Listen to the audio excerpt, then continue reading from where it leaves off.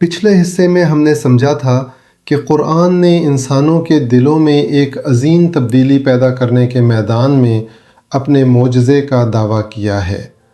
ہم نے طے کیا تھا کہ یہ دیکھیں گے کہ قرآن کا اس تبدیلی سے کیا مطلب ہے جو یہ انسان کے دل میں پیدا کرتا ہے، اور جس کے بارے میں قرآن دعویٰ کرتا ہے کہ اس میدان میں اس کا کوئی حریف نہیں۔ جب ہم اس مقصد سے قرآن کا مطالعہ کرتے ہیں اور اس کی آیات کو ایک ساتھ رکھتے ہیں تو ہمیں ایک اور بھی دلچسپ نقطہ سامنے آتا ہے۔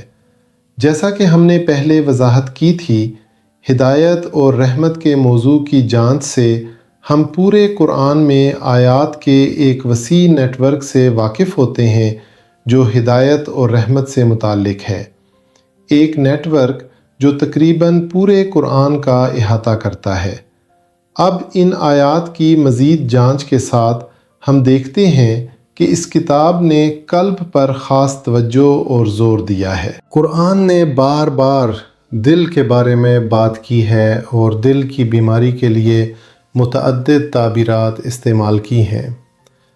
یہ بیماری کبھی دل کی سختی، کبھی دل کا انحراف، کبھی دل پر زنگ لگ جانا، کبھی دل کا اندھا ہونا اور دیگر تعبیرات سے بیان ہوئی ہے، اور ان میں سے ہر ایک قرآن میں بار بار ذکر ہوا ہے۔ یہ ظاہر کرتا ہے کہ قرآن ہمیں انسان کے دل میں ایک خطرناک بیماری کی طرف متوجہ کرنا چاہتا ہے، اور یہ دعویٰ کرتا ہے کہ وہ اس بیماری کا علاج کر سکتا ہے۔ لہٰذا ہمیں اس بیماری کو پہچاننا چاہیے اور سمجھنا چاہیے کہ اس سے کیا مراد ہے۔ جب ہم آیات کا مزید مطالعہ کرتے ہیں تو دیکھتے ہیں کہ قرآن نے اس بیماری کو متعارف کرایا ہے اور اس کا نام غفلت رکھا ہے۔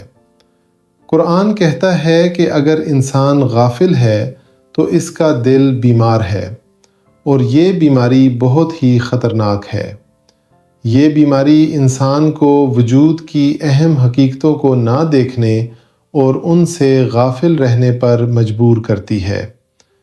اس سے بھی اہم بات یہ ہے کہ قرآن کہتا ہے کہ یہ بیماری انسان کو ہمیشہ کے لیے عذاب، مشکلات اور لا تعداد دکھوں میں پھنسائے رکھتی ہے۔ قرآن نے اس بیماری کے بارے میں تنبیہ کے ساتھ ساتھ اس کے علاج کے بارے میں بھی بار بار بات کی ہے۔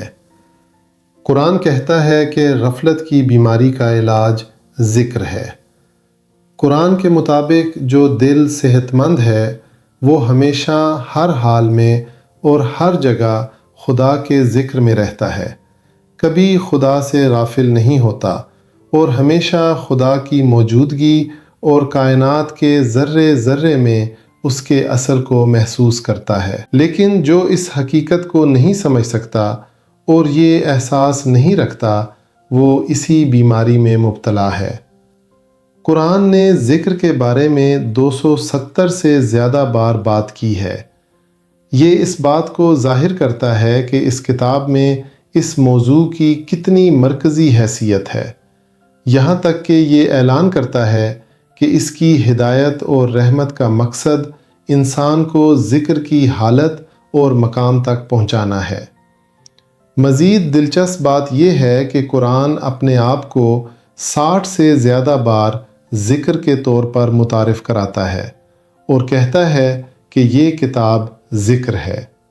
مثلاً یہ کہتا ہے یہ کتاب عالمین کے لیے ذکر ہے، اور اس نقطے کو کئی بار دہرایا ہے۔ تو جو کتاب اپنے آپ کو رحمت کی کتاب کے طور پر متعارف کرا چکی تھی، وہ اب ذکر کی کتاب کے طور پر اپنا تعارف دے کر ہمیں یہ سمجھاتی ہے کہ خدا کی خاص رحمت تک پہنچنا ذکر اور غفلت کی بیماری کے علاج کے ذریعے ممکن ہے۔